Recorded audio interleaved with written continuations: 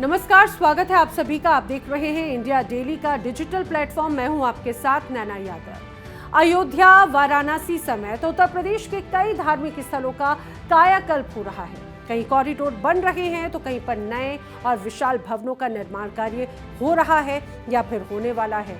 अब बारी है मथुरा की। बांके बिहारी कॉरिडोर बनाने की तैयारी चल रही है। हालांकि कॉरिडोर के लिए प्रक्रिया जितनी तेजी से चल रही है उतनी ही तेजी से इससे जुड़े हुए विवाद भी बढ़ते जा रहे हैं।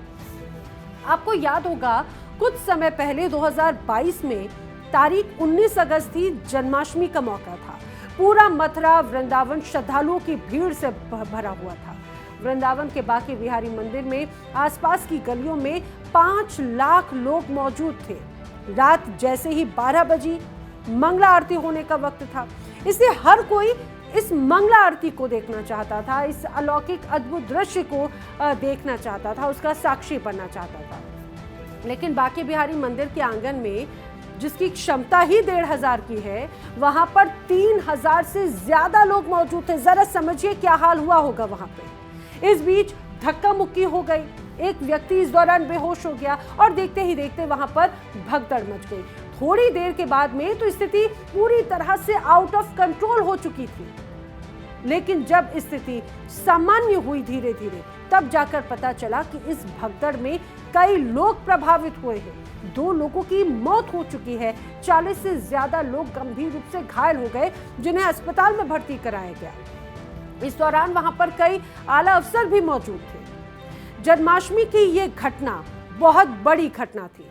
पूरे भारत में इसको लेकर चर्चा होने लगी। खुद सीएम योगी आदित्यनाथ ने इस पूरे मामले का संज्ञान लिया और 2 सदस्यीय जांच कमेटी बनाई गई। कमेटी की जिम्मेदारी सौंपी गई पूर्व पुलिस महानिदेशक सुलखान सिंह को। कमेटी के जो दूसरे सदस्य थे वो थे गौरव दयाल, जो कि उस वक्त अलीगढ़ के कमिश्नर थे। अब कमेटी ने अपनी रिपोर्ट सौंपी और इस रिपोर्ट में उन्होंने बताया कि किस तरह से भीड़ बहुत ज्यादा थी, क्षमता से ज्यादा लोग थे, जगह नहीं थी।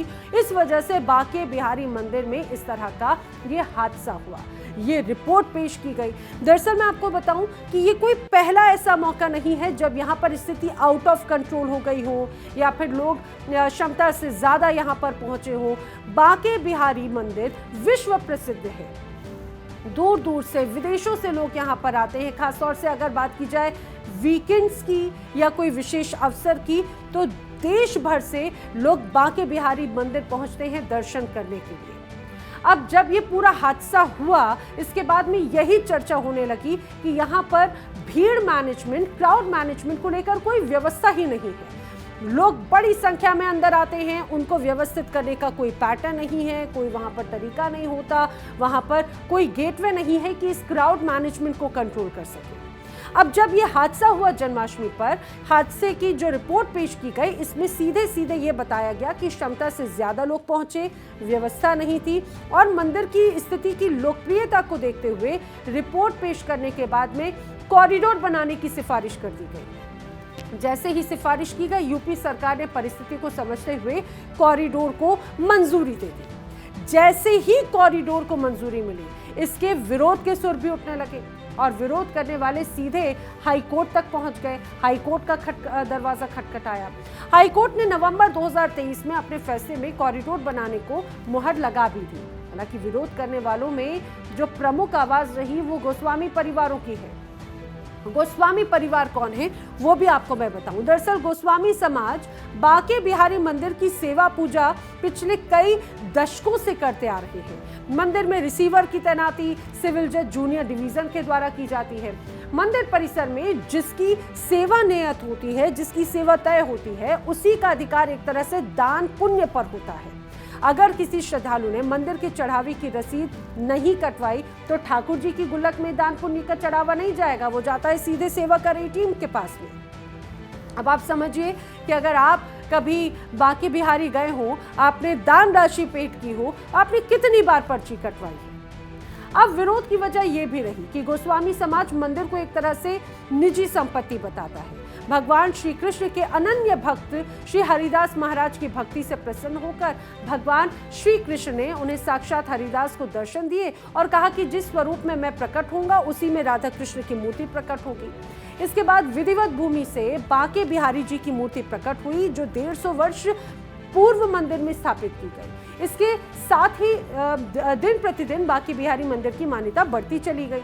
मंदिर में सेवा पूजा का अधिकार गोस्वामी समाज को मिला, जो निरंतर करते रहे। इसीलिए गोस्वामी समाज के लोग मंदिर को एक तरह से अपनी निजी संपत्ति बताते हैं। अब समझिए कि जिस तरह से विरोध के सुर उठ रहे हैं, एक तरह से उनकी जो निजी स्वायत्ता है वो उन्हें छिन जाने का डर है। बहरहाल जो कॉरिडोर है उसके बारे में समझिए। जो प्रस्तावित कॉरिडोर है उसके लिए मंदिर के आसपास के 5 एकड़ की जमीन को अधिग्रहित किया जाएगा। सुप्रीम कोर्ट की जो जज रहे बेला एम त्रिवेदी और जज सतीश चंद्र शर्मा, उनकी पीठ ने जब फैसला सुनाया था तो पीठ ने फैसला सुनाते हुए कहा था कि जो भूमि अधिग्रहित की जाए वो देवता यानी कि बांके बिहारी के नाम पर पंजीकृत होगी। बांके बिहारी मंदिर ट्रस्ट के अकाउंट में इस समय 360 करोड़ रुपए हैं और 250 करोड़ रुपए जमीन खरीदने में खर्च हो जाएंगे, जो एक तरह से विस्थापित होंगे, उन्हें मुआवजा भी दिया जाएगा। लेकिन बाकी जो 110 करोड़ रुपए हैं वो बैंक अकाउंट में ही रहेंगे। इसके ब्याज से मंदिर का रखरखाव होगा। ये बात सीधे सीधे कही गई। अब हाल ही में सेवायत गोस्वामी परिवार धरने पर बैठकर प्रदर्शन करता रहा। महिलाओं ने बाकायदा खून से खत लिखे विरोध जताया और स्पष्ट कर दिया कि कॉरिडोर उन्हें बिल्कुल मंजूर नहीं है। बहरहाल कोर्ट ने आदेश दिया। कोर्ट के आदेश के बाद में सर्वे हुआ और सर्वे में कुल 285 भवनों की पहचान की गई है। इसमें 188 आवासीय भवन हैं, जो बाकी 97 वो दुकानें हैं। ये सभी तोड़े जाएंगे। हालांकि जिनके मकान या दुकानें तोड़ी जाएंगी, जो सर्वे में जो चिन्हित किए गए हैं, सरकार की तरफ से बाकायदा उनका ध्यान रखा जा रहा है। सरकार की तरफ से मकान वालों को सर्किट रेट से ज्यादा मुआवजा दिया जाएगा और इसके अलावा वृंदावन में ही उनके लिए बाकायदा फ्लैट भी बनाए जाएंगे। जिनकी दुकानें टूट रही हैं उनके लिए कॉरिडोर में ही दुकानें भी बनाई जाएंगी। अब वृंदावन के ठाकुर बांके बिहारी कॉरिडोर को लेकर हर तरफ चर्चाएं तो हैं। बांके बिहारी का गलियारा कैसा होगा, किस तरह से निर्माण कार्य किया जाएगा, ये सभी के मन में सवाल है। अब ये कहा जाए कि जिस तरह से सरकार की तरफ से बाकायदा जानकारियां भी दी जा रही हैं, उसमें बताया जा रहा है कि बांके बिहारी का कॉरिडोर किस तरह का होगा, कॉरिडोर में क्या क्या रहने वाला है, किस तरह की सुविधाएं होंगी। हमने देखा था वाराणसी काशी कॉरिडोर हो या फिर महाकाल कॉरिडोर हो या अयोध्या कॉरिडोर हो, बेहद खूबसूरत बनाए गए हैं। सारी सुविधाओं को ध्यान रखा गया है। तो माना जा सकता है कि श्री बांके बिहारी कॉरिडोर का जो निर्माण कार्य हो रहा है वो बेहद खूबसूरत होगा। इसके साथ ही श्री राधा कृष्ण की लीला स्थली वृंदावन के अलौकिक स्वरूप को और निखारने की भी तैयारी इसके तहत की जा रही है, जो कि करीब 5 एकड़ में तैयार की जानी है। इसे बनने में लगभग 3 सालों का समय तो लगेगा। योगी सरकार का ये ड्रीम प्रोजेक्ट माना जाता है, जिसके तहत मंदिर के रास्तों को चौड़ा किया जाएगा। मंदिर में एंट्री के लिए 3 गेट बनाए जाने का प्रस्ताव रखा गया है और खास बात यह है कि इसमें करीब 30,000 वर्ग मीटर में पार्किंग बनाई जाएगी, क्योंकि जिस तरह से क्राउड यहाँ पर पहुँचता है उसको देखते हुए पार्किंग की भी व्यवस्था सुचारू की जाएगी। अब कॉरिडोर के आसपास परिक्रमा मार्ग और यमुना की जो प्राचीन घाट है उनका भी पौराणिक स्वरूप देखने को मिलेगा। वन उपवन सहित अनेक जन सुविधाओं का भी विकास यहाँ पर किया जाएगा। और अगर मैं आपको बताऊं तो अगर आप कभी बांके बिहारी मंदिर गए होंगे तो वहाँ पर पहुँचने के लिए अलग अलग गलियाँ हैं, लगभग 22 गलियाँ हैं, लेकिन कॉरिडोर में 9 गलियों को खत्म कर दिया जाएगा। बाकी की जो बची कुछ गलियाँ हैं वो मुख्य 4 सड़कों से जोड़ दी जाएंगी। कुल मिलाकर 4 मुख्य रास्ते अब इसके तैयार कर दिए जाएंगे। एक रास्ता होगा जुगल घाट की तरफ से, दूसरा होगा विद्यापीठ चौराहे की तरफ से, तीसरा होगा वीआईपी रोड की तरफ से और जो चौथा रास्ता होगा वो दुसायत मोहल्ले की तरफ से बांके बिहारी मंदिर तक आपको पहुंचाएगा। ये सभी रोड 20 से 25 फीट तक चौड़ी हो जाएंगी। आप कुल मिलाकर ये समझिए कि अब आने वाले 3 सालों में इस तरह की तस्वीर आपको नजर आएगी, जो बांके बिहारी मंदिर की पूरी तरह से तस्वीर को बदल देगी। हालांकि राजनीति विरोध के स्वर बहुत जोरों शोरों से चलते रहे। एक अफवाह बीच में ऐसी भी उड़ी थी कि जब तक निर्माण कार्य होगा बांके बिहारी मंदिर बंद रहेगा। हालांकि जो ट्रस्ट की टीम है या फिर प्रशासन की तरफ से इस पूरी अफवाह को दरकिनार कर दिया गया। उन्होंने कहा ऐसा कुछ भी नहीं है, निर्माण कार्य एक तरफ है, लेकिन जो दर्शन के लिए श्रद्धालुओं को बांके बिहारी मंदिर से दूर नहीं रखा जाएगा। बांके बिहारी मंदिर के लोग दर्शन यूं ही करते रहेंगे।